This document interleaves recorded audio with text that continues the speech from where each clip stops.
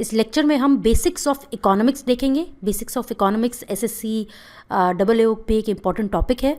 Basics of economics में हम सबसे पहले ये देखेंगे कि इकोनॉमिक सिस्टम्स जो होते हैं वो कितने तरह के सिस्टम्स होते हैं एंड उनकी क्या कैरेक्टरिस्टिक्स होती है। तो इकोनॉमिक सिस्टम्स अगर हम ब्रॉडली देखें तो एक होता है कैपिटलिस्ट, या फिर उसको market economy, free market economy भी कहा जाता है। एक होता है सोशलिस्ट सिस्टम, जैसे कि USSR जो था वो सोशलिस्ट सिस्टम था। एक होता है मिक्स्ड इकोनॉमिक सिस्टम, जैसे कि इंडिया में मिक्स्ड इकोनॉमिक सिस्टम है, जिसमें कि कैपिटलिस्ट इकोनॉमी और सोशलिस्ट इकोनॉमी दोनों के कैरेक्टरिस्टिक्स होते हैं, उसको हम मिक्स्ड इकोनॉमिक सिस्टम कहते हैं। तो आइए हम एक एक करके इनकी कैरेक्टरिस्टिक्स को डिटेल में डिस्कस करते हैं। अगर इकोनॉमिक सिस्टम्स की बात करें तो an economy refers to an organisation through which people earn their living. तो ब्रॉडली अगर हम देखें तो इकोनॉमी क्या है? इकोनॉमी एक तरह से एक ऑर्गेनाइजेशन है जिसके थ्रू लोग जो है वो अर्न कर सकते हैं अपनी लिविंग को। इसी तरह से अगर हम देखें इकोनॉमिक सिस्टम्स की बात करें तो ये वो नॉर्म्स और रूल्स हैं जो कि एक इकोनॉमी को या एक तरह से उस ऑर्गेनाइजेशन को डायरेक्ट करती है। तो ये उस तरह के नॉर्म्स है कि कैपिटलिस्ट अगर इकोनॉमिक सिस्टम होगा तो उसमें फ्री मार्केट इकोनॉमी होगी, सोशलिस्ट होगा तो उसमें फ्री मार्केट इकोनॉमी नहीं होगी, स्टेट सब कुछ रेगुलेट करेगा। और मिक्स्ड इकोनॉमिक सिस्टम होगा तो कुछ जगह प्राइवेट एंटरप्राइज का रोल होगा, कुछ जगह पब्लिक एंटरप्राइज का रोल होगा। तो किस तरह से वो कौन से नॉर्म्स एंड रूल्स हैं जिसके थ्रू इकोनॉमी डायरेक्ट होती है, वो होता है इकोनॉमिक सिस्टम। और इसमें 3 तरह के सिस्टम होते हैं, कैपिटलिस्ट, सोशलिस्ट और मिक्स्ड इकोनॉमी। अब हम सबसे पहले बात करते हैं कैपिटलिज्म या मार्केट इकोनॉमी की। इसको फ्री मार्केट इकोनॉमी भी कहते हैं। कैपिटलिज्म की बात करें तो it is a system in which economic relations are directed through principle of free play of market forces. अब देखिए, free play of market forces का मतलब ये होता है कि जो डिमांड और जो सप्लाई है वो अकॉर्डिंग टू एक तरह से जिस तरह से जो सप्लाई है वो अकॉर्डिंग टू डिमांड होगी। मतलब कि सारे, चाहे वो प्राइवेट सेक्टर हो चाहे वो पब्लिक सेक्टर हो, वो मार्केट फोर्सेस के अकॉर्डिंग वर्क करेंगे। इसमें free play of market forces होता है। मार्केट फोर्सेस का मतलब ये है कि यहाँ law of demand and supply पूरी तरह से एप्लीकेबल होता है। अगर किसी चीज़ की डिमांड ज़्यादा है तो उसकी सप्लाई ज़्यादा होगी, उसकी कॉस्ट बढ़ेगी। तो कुछ भी स्टेट रेगुलेट नहीं कर रही है। अगर हम इंडिया में देखें, सपोज हो सकता है कि इंडिया की गवर्नमेंट किसी की प्राइस को रेगुलेट करे, किसी को सब्सिडाइज दे किसी चीज़ को। सपोज अगर हम कोई भी कमोडिटी देखें कि फूड को अगर हम BPL फैमिली को सब्सिडाइज वे में देते हैं तो हम उसकी प्राइस स्टेट रेगुलेट कर रही है। यहाँ ऐसा कुछ भी नहीं होता।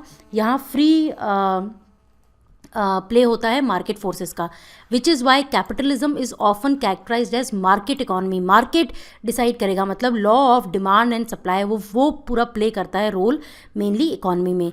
Producers and consumers are free to exercise their choice. Producers free हैं कि वो क्या प्रोड्यूस करें, कंज्यूमर्स फ्री हैं कि वो क्या खरीदें।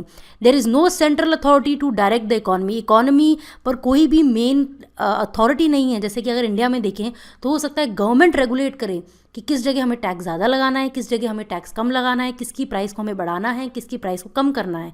यहाँ ऐसा होता है कि सेंट्रल अथॉरिटी नहीं होती है टू डायरेक्ट द इकोनॉमी। सारी चीज़ें बिल्कुल फ्री प्ले होता है मार्केट फोर्सेस का। अगर हम इंस्टेड इकोनॉमी, जैसे कि मैंने कहा कि सेल्फ ड्रिवन होती है through an invisible hand. Invisible hand का मतलब ये है कि मार्केट फोर्सेस इसमें काम कर रहे हैं। इसमें फ्री प्ले है मार्केट फोर्सेस का ऑफ डिमांड एंड सप्लाई। जो प्रोड्यूसर्स को प्रोड्यूस करना है, जो कंज्यूमर्स को खरीदना है, वो उनके पास चॉइस होगी। इसमें कोई भी सेंट्रल अथॉरिटी डायरेक्ट नहीं करेगी। अब हम देखते हैं एक एक करके फीचर्स जो है कैपिटलिज्म के। पहले प्राइवेट प्रॉपर्टी। देखिए, मार्केट इकोनॉमी में people have the right to hold and use private property in any manner they like. किसी भी तरह से जो भी प्राइवेट इंडिविजुअल है उसको किसी भी पर्पज़ के लिए अगर प्रॉपर्टी यूज़ करनी है, उसको होल्ड करनी है अपनी प्रॉपर्टी, तो वो बिल्कुल फ्री हैं। ये राइट ऑफ पीपल है और ये प्रोटेक्टेड बाय गवर्नमेंट है। बेस्ट एग्जाम्पल है कैपिटलिस्ट इकोनॉमी का, वो है USA। तो अगर हम देखें, ऑल मीन्स ऑफ प्रोडक्शन, चाहे वो मशीन्स हो, चाहे वो टूल्स हो, लैंड हो, माइंस हो, वो सब प्राइवेटली ओन्ड है। यहाँ पब्लिक प्रॉपर्टी नहीं होगी। जैसा अभी हम सोशलिज्म देखेंगे, वहाँ क्या होता है, पब्लिक प्रॉपर्टी होती है। Public property in the sense कि स्टेट के हाथ में ये चीज़ें होती हैं, मशीन्स हो गई, लैंड हो गई, ये सारी चीज़ें स्टेट के हाथ में होती हैं। यहाँ प्राइवेट इंडिविजुअल्स ओन कर सकते हैं। कैपिटलिस्ट जो हैं वो फ्री हैं to hold and expand their capital to any extend. उन पर कोई रेगुलेशन नहीं है। अगर वो प्रॉफिट कमा रहे हैं, वो अपनी कैपिटल को, अपने प्रॉफिट को किसी भी हद तक एक्सपैंड कर सकते हैं। They enjoy freedom to buy और sell any property. They can enter into any contract in respect of their property. वो एक तरह से बिल्कुल फ्री हैं, अपनी प्रॉपर्टी को किसी भी तरह से यूज़ कर सकते हैं, अपने कैपिटल से कितना भी पैसा कमा सकते हैं, और वो किसी भी रिस्पेक्ट में कोई कॉन्ट्रैक्ट कर सकते हैं इन रिस्पेक्ट ऑफ देयर प्रॉपर्टी है, उनकी खुद की प्रॉपर्टी है, वो फ्रीली उसको यूज़ कर सकते हैं। अगर उस पर्सन की डेथ होती है तो उसकी प्रॉपर्टी जो है वो उसके सक्सेसर्स को पास ऑन हो जाती है। Freedom of the people to use this private property is subject to law of land. अब जो भी कंट्री है उनके कुछ रेगुलेशंस इन द सेंस उनके लॉज होंगे, बट जनरली अगर हम देखें जो टोटली कैपिटलिस्ट इकोनॉमीज़ होती हैं उनमें रेगुलेशंस ऐसे नहीं होते। इन जनरल उनमें जो मार्केट फोर्सेस हैं वही मेन रोल प्ले करते हैं। गवर्नमेंट इतना मेन रोल प्ले नहीं करती। Mainly law of demand and supply यहाँ ज़्यादा अच्छी तरह से वर्क करता है। इसी तरह से अगर हम प्राइस मैकेनिज्म देखें तो प्राइस मैकेनिज्म वो प्रिंसिपल गाइडिंग मैकेनिज्म है जो कि प्रोड्यूसर्स को गाइड करेगा कि उनको कितना कॉस्ट उनको लगेगा, अगर वो प्रोडक्ट बनाते हैं तो उनको कितना कॉस्ट लगेगा, और कंज्यूमर्स के रिस्पेक्ट में भी वो डिसाइड करेगा कि कितना कॉस्ट कंज्यूमर्स को लग रहा है उस चीज़ को खरीदने में। तो प्राइस मेन गाइडिंग फैक्टर है, कितना प्रॉफिट प्रोड्यूसर को होगा और कितना कॉस्ट कंज्यूमर को लगाना पड़ेगा उस चीज़ को खरीदने के लिए। तो price mechanism refers to relative price structure determined by interaction of forces of demand and supply. अब देखिए यहाँ कोई एक्सटर्नल इंटरफेरेंस नहीं है, जितनी डिमांड होगी उसके अकॉर्डिंग प्राइस बढ़ती जाएगी। अगर डिमांड कम होगी तो उसकी प्राइस कम होती जाएगी। जैसे कि हम देखते हैं कि अगर सपोज़ ऐसा कंडीशन हो गई कि वॉर टाइम क्राइसिस हो रखे हैं, सपोज़ इंडिया का किसी के साथ वॉर हो रहा है और हमारे जो या वॉर अगर हम नहीं देखें, सपोज़ एग्रीकल्चर में काफ़ी ज़्यादा क्राइसिस हो रहे हैं। मैं एक कंडीशन बता रही हूँ कि एग्रीकल्चर में सपोज़ बहुत ज़्यादा क्राइसिस हो रहे हैं, ड्रॉट की कंडीशंस है, इतना ज़्यादा हमारे सपोज़ पल्सेस नहीं होंगे, अगर हमारी इतनी ज़्यादा दाल नहीं होगी तो इस केस में क्या होगा, यहाँ सप्लाई कम हो जाएगी दालों की सप्लाई कम हो गई तो क्या होगा, प्राइस एकदम से बढ़ जाएगी क्योंकि डिमांड तो हाई है ही दालों की। या इन जनरल अगर वेजिटेबल्स की बात करें तो किसी भी केस में अगर ऐसा हुआ कि उसकी डिमांड बहुत हाई है और उसकी सप्लाई कम है तो उसकी प्राइस अपने आप बढ़ जाएगी। तो ये क्या होता है, इसको कहते हैं इन्फ्लेशन। तो इसी तरह से अगर हम देखें यहाँ पूरा डिमांड और सप्लाई का काम होता है, यहाँ कोई भी गवर्नमेंट इंटरफेयर नहीं करती है। तो price mechanism helps producers to decide what to produce.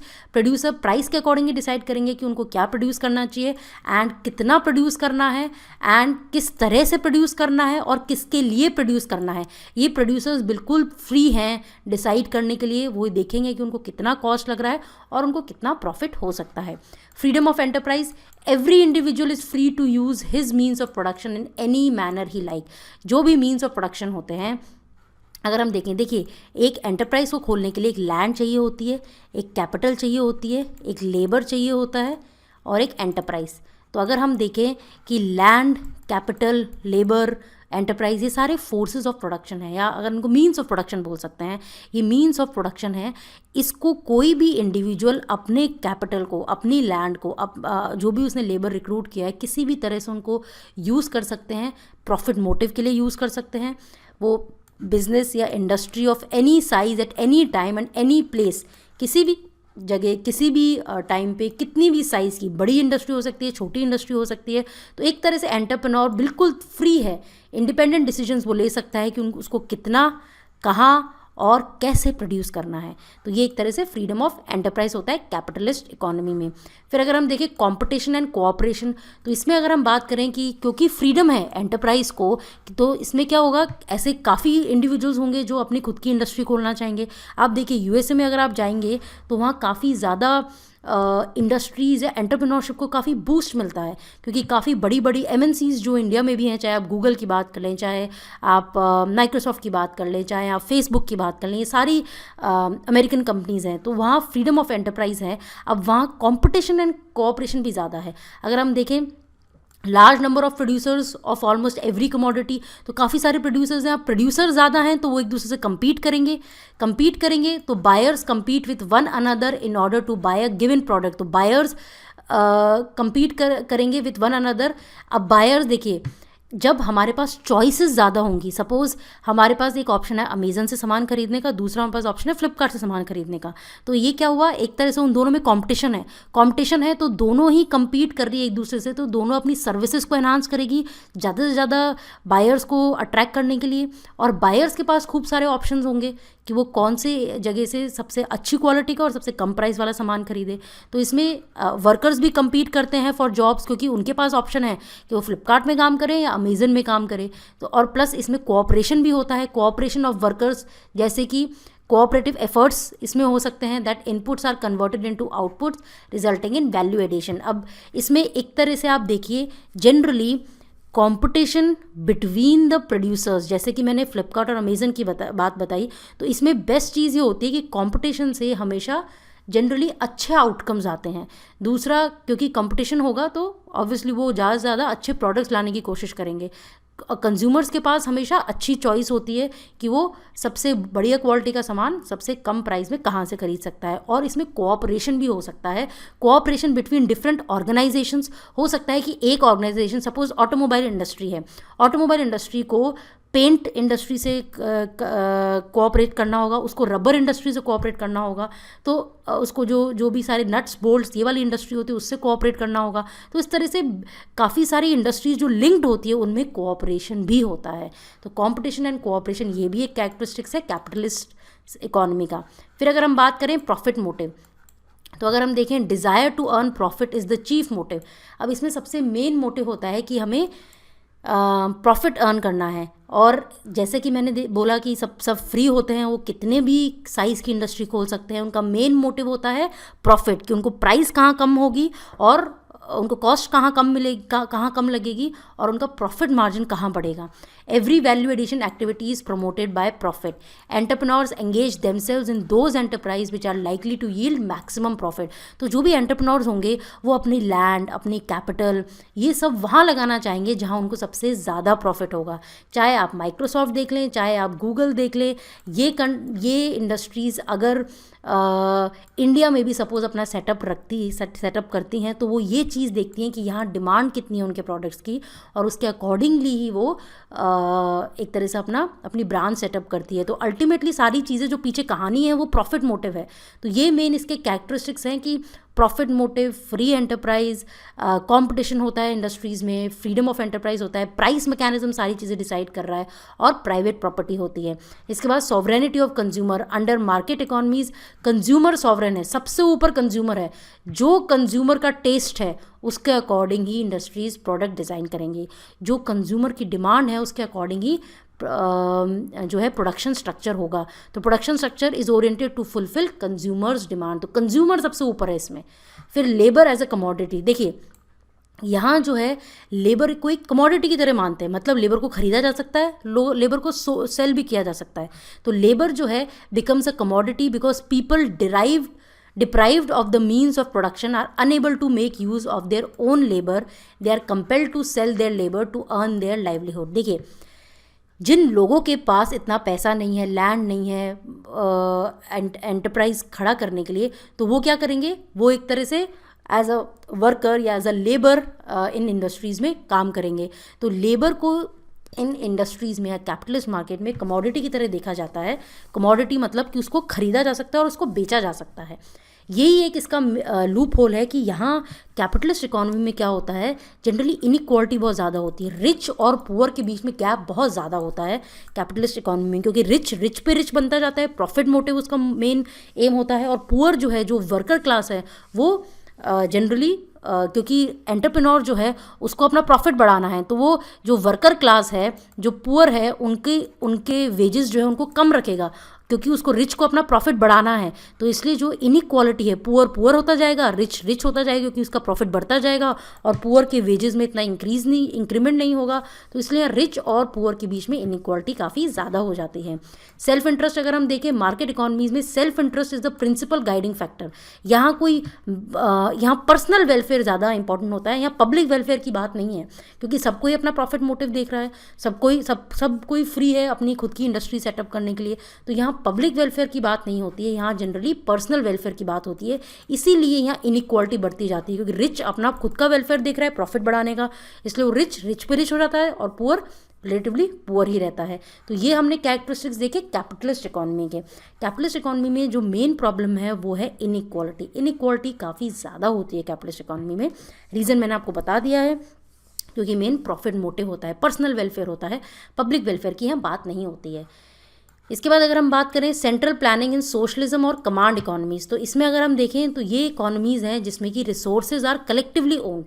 इसमें जैसा कि हमने देखा था कि वहाँ प्राइवेट प्रॉपर्टी थी, यहाँ सोशलिज्म में अगर हम देखें तो पब्लिक प्रॉपर्टी है। एक तरह से रिसोर्सेज जो हैं वो ओन्ड बाय सोसाइटी है, कम्युनिटी रिसोर्सेज हैं, पूरी सोसाइटी उसको ओन करती है, और वहाँ एक सेंट्रल अथॉरिटी होती है, वो डिसाइड करती है कि कितने रिसोर्सेज को एलोकेट कैसे किया जाए ताकि मैक्सिमम सोशल वेलफेयर हो। देखिए यहाँ सोशल वेलफेयर है, वहाँ पर्सनल वेलफेयर था, और सोशल वेलफेयर कैसे होना चाहिए, जिससे कि इक्विटेबल डिस्ट्रीब्यूशन ऑफ इनकम हो, जैसे कि कोई भी ज़्यादा इनइक्वालिटी नहीं होनी चाहिए, रिच और पुअर के बीच में गैप नहीं होना चाहिए।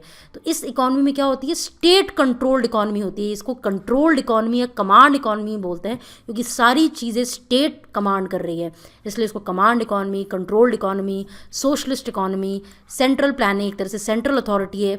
इसका बेस्ट एग्जाम्पल था यूएसएसआर, जो सोवियत यूनियन था, वो सोशलिस्ट इकोनॉमी का बेस्ट एग्जांपल था। यहाँ state main central role play करता है, वो सारी इकोनॉमिक एक्टिविटीज़ को डायरेक्ट करेगा इस तरह से कि मेंबर्स जो हैं कम्युनिटी के, उनको सबको इक्वल अपॉर्चुनिटीज़ मिलेगी, इक्विटेबल डिस्ट्रीब्यूशन ऑफ रिसोर्सेज होगा, सबको एक तरह से इक्वल इनकम होगी, और जनरली यहाँ इनइक्वालिटी कम होगी। एक एक करके अगर हम कैरेक्टरिस्टिक्स की बात करें तो सबसे पहले सोशल और कलेक्टिव ओनरशिप। देखिए वहाँ क्या था, कैपिटलिज्म में था प्राइवेट ओनरशिप, यहाँ क्या है collective ownership. All means of production जो है वो सोशली ओन्ड है, कलेक्टिवली ओन्ड है। कोई भी individual no individual can keep capital at will in the form of machines, factory, premises. ऐसा नहीं होगा कि एक इंडिविजुअल है, उसकी फैक्ट्री है, उसकी मशीन्स है, उसका खुद के लेबर है, ऐसा नहीं होगा, क्योंकि यहाँ जो सारे मीन्स ऑफ प्रोडक्शन है, मीन्स ऑफ प्रोडक्शन जो हमने डिस्कस किए थे वो होता है लैंड, लेबर, कैपिटल, एंटरप्राइज, ये सारे मीन्स ऑफ प्रोडक्शन होते हैं। ये सारे मीन्स ऑफ प्रोडक्शन पूरी स्टेट ओन करेगी या कम्युनिटी ओन करेगी, कोई इंडिविजुअल ओन नहीं कर सकता। Government represent society under this system and uses the means of production as a deems fit.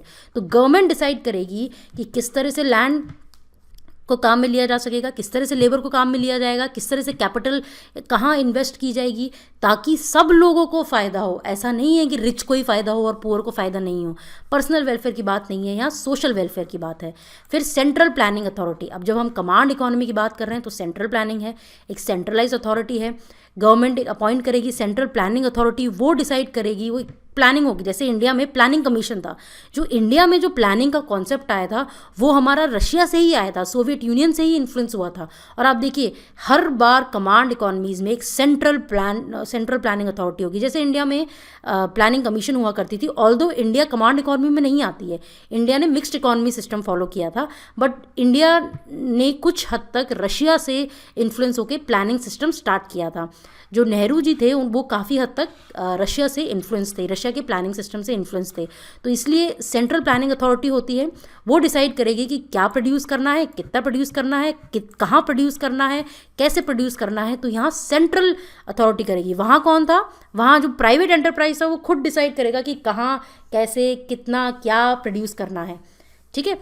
It undertakes detail survey of countries available physical and human resources of India. World में या उस country में अगर USSR की बात करें तो उसमें कितने रिसोर्सेज हैं, फिजिकल रिसोर्सेज कितने हैं, मिनरल्स कितने हैं वहाँ, किस तरह से लैंड है, किस तरह से उनको यूज़ किया जा सकता है, कितना वाटर रिसोर्सेज हैं, ह्यूमन रिसोर्सेज कैसे हैं, और फिर वो एक पूरे प्लान बनाते हैं जिससे कि सेट ऑब्जेक्टिव्स, और इसमें ऑब्जेक्टिव्स होते हैं कि सोशल वेलफेयर हो। Set objectives, it is not a purposeless economy, rather it has objectives, उसके प्रॉपर ऑब्जेक्टिव्स होते हैं। ऑब्जेक्टिव्स क्या होते हैं कि सोसाइटी का भला होना चाहिए, और एफर्ट्स इसी तरह से लगाए जाते हैं प्लान्स में कि प्लान में सोशो इकोनॉमिक ऑब्जेक्टिव्स दिए जाते हैं। सोशो इकोनॉमिक ऑब्जेक्टिव्स मतलब सोशल इक्वालिटी होनी चाहिए, ऐसा नहीं कि रिच बहुत ज़्यादा रिच और पुअर में गैप नहीं होगा। दूसरा इकोनॉमिक ऑब्जेक्टिव कि जो डिस्ट्रीब्यूशन ऑफ इनकम है वो इक्विटेबल होगा। ऐसा नहीं है कि जो प्रॉफिट मिल रहा है वो एक तरह से एक ही इंसान ले जा रहा है। तो सोशल एंड इकोनॉमिक ऑब्जेक्टिव्स जो हैं उससे एक तरह से इक्वालिटी मेंटेन करनी है, जनरली सबका ही स्टैंड ऑफ लिविंग बढ़ाना है, रैपिड इंडस्ट्रियलाइजेशन करना है। अगर आप इंडिया में देखें, जैसा कि मैंने कहा कि नेहरू जी यूएसएसआर के ये प्लानिंग वाले मॉडल से काफ़ी इन्फ्लुएंस थे। तो इंडिया में भी फर्स्ट 5 ईयर प्लान आया, सेकंड 5 ईयर प्लान आया। सेकंड 5 ईयर प्लान में हमारा मेन एम ही यही था कि हम रैपिड इंडस्ट्रियलाइजेशन करेंगे। उसी टाइम हमारे 3 स्टील प्लांट सेटअप हुए थे, बोकारो में, जमशेदपुर में, जमशेदपुर में नहीं, बोकारो में, भिलाई में, दुर्गापुर में, ये मेन स्टील प्लांट्स हमारे सेटअप हुए थे। तो वो एक तरह से रैपिड इंडस्ट्रियलाइजेशन करना था, high stand of living generally लोगों का बढ़ाना है, और एम्प्लॉयमेंट, फुल एम्प्लॉयमेंट, कोई भी अनएम्प्लॉयड नहीं रहेगा। और सोशल इक्विटी मतलब कोई भी कास्ट या इनकम बेसिस पे इस तरह से कोई भी सोशली एक्सक्लूडेड नहीं है। इसके बाद अगर हम देखें इकोनॉमिक प्लानिंग, जैसा कि हमने अभी भी कहा कि इकोनॉमिक प्लानिंग इसमें एक तरह से सेंट्रल अथॉरिटी करती है, कमांड इकोनॉमी है, ये सारी कमांड जो है एक तरह से सेंट्रल या गवर्नमेंट के हाथ में है। Objectives are comprehensively considered and specified in the light of given resource power. तो पहले रिसोर्स देखेंगे कि वर्ल्ड के उस कंट्री के पास कितने रिसोर्सेज हैं, उसके बाद उसके अकॉर्डिंग प्लान बनाया जाएगा। प्लान के बाद प्लान को इस तरह से बनाया जाएगा ताकि जो ऑब्जेक्टिव्स हैं, socio economic, equality, stand of living, employment, इन सब ऑब्जेक्टिव्स को फुलफिल किया जाएगा। एफिशिएंट एलोकेशन होगा, scarce means to alternative use is taken as supreme goal. मतलब इसमें यह है कि इस तरह से एलोकेट किया जाएगा रिसोर्सेज को ताकि उनका जो मेन ऑब्जेक्टिव है, जो पूरा प्लानिंग का मेन ऑब्जेक्टिव है, मेन ऑब्जेक्टिव क्या है कि हमें एक सोशलिस्ट सोसाइटी सेटअप करनी। सोशलिस्ट सोसाइटी मतलब इन द सेंस कि एक तरह से सोशल इकोनॉमिक इक्विटी होनी चाहिए। Efficiency is defined not in terms of maximisation of profits but in terms of maximisation of social welfare. तो जैसा कि मैंने कहा कि कैपिटलिज्म में क्या था, प्रॉफिट, सोशलिज्म में क्या है, सोशल वेलफेयर। वहाँ पर्सनल वेलफेयर था, यहाँ सोशल वेलफेयर की बात हो रही है। फिर गवर्नमेंट कंट्रोल, ये हम देख ही चुके हैं कि कमांड इकोनॉमी है तो सारी चीज़ स्ट्रिक्टली गवर्नमेंट के कंट्रोल में होगी। Central planning authority formulates the plan and forwards it to government for implementation. अगर हम बात करें जो हमारी PSUs हैं, अभी तो फिलहाल नहीं बट पहले अगर हम देखें 1991 से पहले जब इंडिया में LPG रिफॉर्म्स नहीं हुए थे, LPG मतलब लिबरलाइजेशन, प्राइवेटाइजेशन, ग्लोबलाइजेशन, जो रिफॉर्म्स हुए थे 1991 के, उससे पहले अगर हम देखें तो इंडिया में काफ़ी सारी पब्लिक सेक्टर अंडरटेकिंग्स थी और उनमें पूरी हद तक गवर्नमेंट का कंट्रोल था। इनफैक्ट जो हमने नेशनलाइजेशन किया था बैंक का, तो भी गवर्नमेंट का काफ़ी हद तक कंट्रोल था। इसी तरह से जो सोशलिस्ट इकोनॉमीज होती है उनमें गवर्नमेंट का कंट्रोल होता है, सारी चीज़ें गवर्नमेंट प्लान करेगी, गवर्नमेंट ही इम्प्लीमेंट करेगी। सारी economic activity, exchange, distribution, consumption, investment, price, foreign trade, ये सारी जो चीज़ें हैं वो गवर्नमेंट ही कंट्रोल करेगी। इसके बाद अगर हम देखें कि यहाँ कोई कंपटीशन नहीं होगा। कंपटीशन क्यों नहीं होगा? क्योंकि स्टेट ही है जो है, वहाँ कंपटीशन था, वहाँ काफ़ी अच्छा कंपटीशन था। जैसे मैंने कहा गूगल, माइक्रोसॉफ्ट, काफ़ी सारी कंपनीज MNCs हैं जो compete कर रही हैं, मगर यहाँ क्या है, स्टेट ही है मेन एंटरप्रेन्योर, इसलिए लैक ऑफ कंपटीशन होगा। कमांड इकोनॉमीज जो हैं वो जस्ट ऑपोजिट है फ्री इकोनॉमी। यहाँ ना तो प्राइवेट प्रॉपर्टी है, ना फ्री एंटरप्राइज है, ना प्रॉफिट मोटिव है, ना कंपटीशन है, सब कुछ स्टेट के हाथ में है। State assumes the role of monopolist. State एक तरह से मोनोपोली वो कर रही है। Prices of goods and services वो डिटरमाइन होती है थ्रू गवर्नमेंट डिस्क्रिप्शन। गवर्नमेंट ही डिटरमाइन करेगी सारी prices of goods and services. तो सारा खेल जो है वो गवर्नमेंट का है। लिमिटेड प्राइवेट सेक्टर, यहाँ देखिए पब्लिक सेक्टर पूरा डोमिनेट कर रहा है, प्राइवेट सेक्टर को बहुत ही लिमिटेड रोल है, इनफैक्ट काफ़ी लिमिटेड रोल है, क्योंकि सारी जो मेन इंडस्ट्रीज है, सारी पब्लिक यूटिलिटी सर्विस जैसे कि रेलवेज, पोस्ट, टेलीग्राफ, ये सब डायरेक्टली कंट्रोल होती है गवर्नमेंट से। बहुत ही कम अपॉर्चुनिटीज़ होती हैं जो कि गुड्स ऑन जो प्राइवेट लोगों के लिए होती है। ऑलमोस्ट सारा कमांड जो है वो सेंटर के पास या इन जनरल गवर्नमेंट के पास होता है। अब अगर हम देखें मिक्स इकोनॉमीज़ में क्या क्या होता है। मिक्स्ड इकोनॉमी जैसे कि इसका बेस्ट एग्जांपल है इंडिया। कैपिटलिज्म का एग्जांपल है USA, USSR है एग्जांपल सोशलिज्म का, और मिक्स्ड इकोनॉमी का एग्जांपल है इंडिया।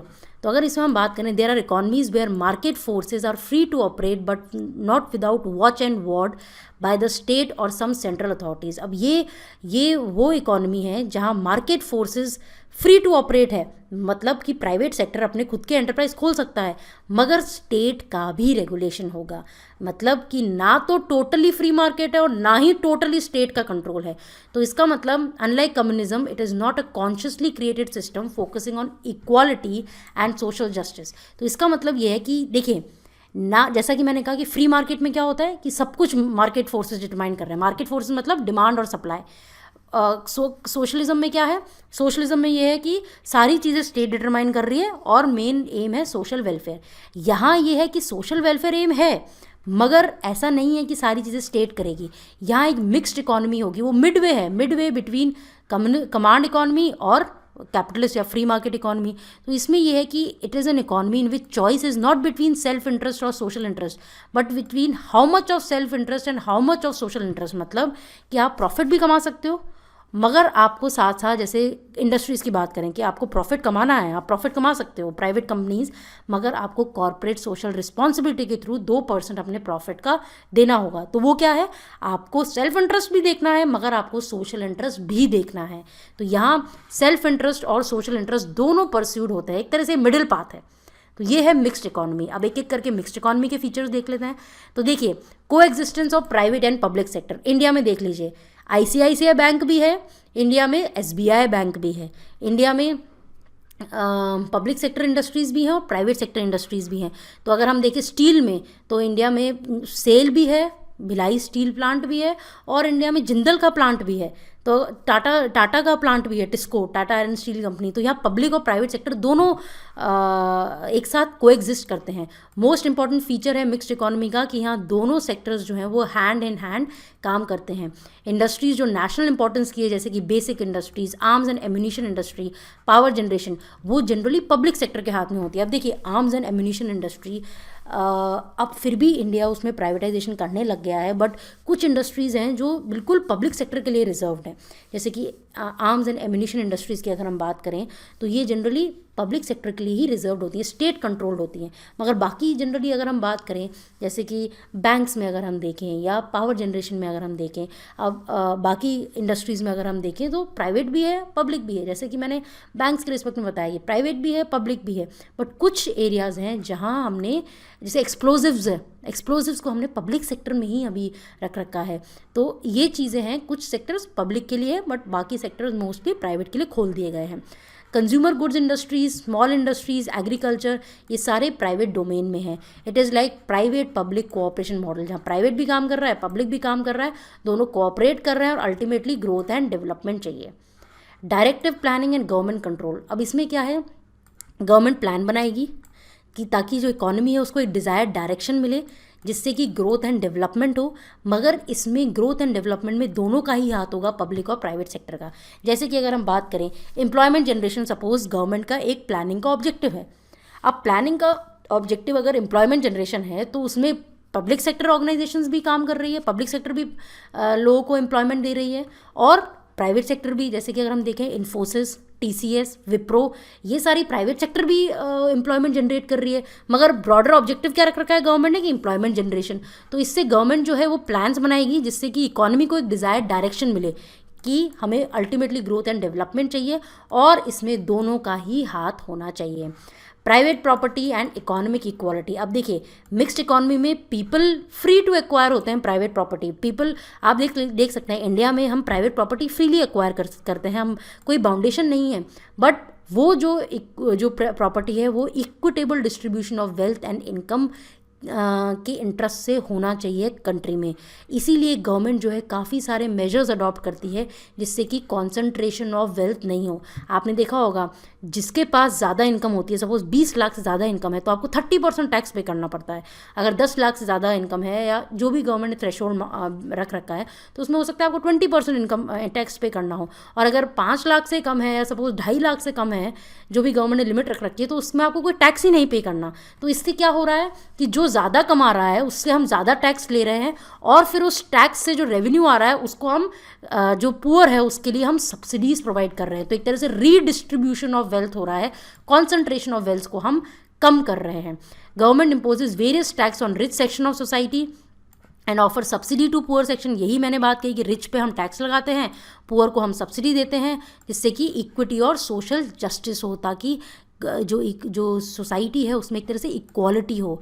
रेगुलेटेड प्राइस मैकेनिज्म, अगर हम इसमें देखें मिक्स्ड इकोनॉमी में फ्री प्ले प्राइस मैकेनिज्म होता है, but not without government intervention. जैसा कि मैंने कहा कि अगर हम सपोज सब्सिडी केरोसिन की बात करें, या अगर हम ऑयल की बात करें, या अगर हम कोई सोशल गुड है, जैसे कि अगर हम देखें एजुकेशन है, अब एजुकेशन में प्राइवेट सेक्टर भी है, एजुकेशन पब्लिक सेक्टर भी है, मगर गवर्नमेंट ने क्या रेगुलेट कर रखा है, गवर्नमेंट ने रेगुलेट कर रखा है कि 6 to 14 ईयर्स में 14 ईयर्स तक according to right to education आपको फ्री एजुकेशन मिलेगी, गवर्नमेंट स्कूल्स में आपको फ्री एजुकेशन मिलेगी। प्लस गवर्नमेंट ने क्या कर दिया कि अगर आप प्राइवेट स्कूल में भी जा रहे हो तो भी 25% जो इकोनॉमिकली वीकर सोसाइटी होती है, इकोनॉमिकली बैकवर्ड जो स्टूडेंट्स होते हैं, उनको जो प्राइवेट सेक्टर वाले स्कूल्स हैं उनको 25% एनरोलमेंट जो है वो इकोनॉमिकली वीकर सेक्शन से करना होगा। तो ये क्या कर रही है, गवर्नमेंट रेगुलेट कर रही है एक तरह से। ऑल्दो गवर्नमेंट प्राइवेट को भी अलाउ कर रही है, मगर गवर्नमेंट रेगुलेट कर रही है। अगर सपोज गवर्नमेंट अगर किसी की प्राइस बहुत ज़्यादा बढ़ जाए, कोई बेसिक चीज़, सपोज मेडिसिन है, अब कोई बेसिक मेडिसिन है, तो गवर्नमेंट क्या करती है, उसकी प्राइस को रेगुलेट करने के लिए उसको, अगर वो बहुत ही इंपॉर्टेंट मेडिसिन है तो एक national list of essential medicine होती है, तो गवर्नमेंट उसको उसमें डाल देती है और उसमें गवर्नमेंट कैपिंग कर देती है कि इससे ज़्यादा प्राइस उस मेडिसिन की नहीं हो सकती। क्यों? क्योंकि वो एक तरह से सोशल गुड है, वो बेसिक गुड है जो जनरली लोगों को चाहिए, और इसलिए गवर्नमेंट क्या है, कैपिंग कर सकती है, मतलब प्राइस को रेगुलेट कर सकती है। तो ये रेगुलेटेड प्राइस मैकेनिज्म होता है। ऐसा नहीं है कि सब गवर्नमेंट ही डिसाइड कर रही है, जैसे कि कमांड इकोनॉमीज में होता था, मगर गवर्नमेंट रेगुलेट कर रही है यहाँ। जब भी रिक्वायर्ड होगा तो गवर्नमेंट इंटरवीन करेगी। उसके बाद profit motive and social welfare, दोनों ही काम है इसमें। Production is undertaken not exclusively to profit motive, यहाँ दोनों ही काम है। जैसे कि मैंने कहा कि कंपनी है वो बहुत ज़्यादा प्रॉफिट कमा रही है, मगर उनको सोशल वेलफेयर का भी देखना होगा, जैसे कि कॉरपोरेट सोशल रिस्पॉन्सिबिलिटी। गवर्नमेंट ने मैंडेटरी कर रखा है कि एक लिमिट से ज़्यादा अगर आपका टर्नओवर है तो आपको 2% of annual average profit of 3 years, जो भी आपका 2% निकलेगा वो आपको कॉर्पोरेट सोशल रिस्पॉन्सिबिलिटी में देना होगा। तो दोनों मिक्स है, मतलब प्राइवेट मैक्सिमाइजेशन, प्रॉफिट मैक्सिमाइजेशन है, और वेलफेयर मैक्सिमाइजेशन। तो कंपटीशन भी प्रमोट हो रहा है, मगर कंसंट्रेशन ऑफ वेल्थ है उसको हम कम कर रहे हैं। क्यों? क्योंकि 2% CSR जो जाएगा वो पावर्टी कम करने के लिए जा सकता है। तो ये सारे हमने कैरेक्टरिस्टिक्स देखे कैपिटलिस्ट इकोनॉमी के, सोशलिस्ट इकोनॉमी के और मिक्स्ड इकोनॉमी के। ये हमने बेसिक्स ऑफ इकोनॉमी में सारे इकोनॉमिक सिस्टम्स देखे हैं। Thank you.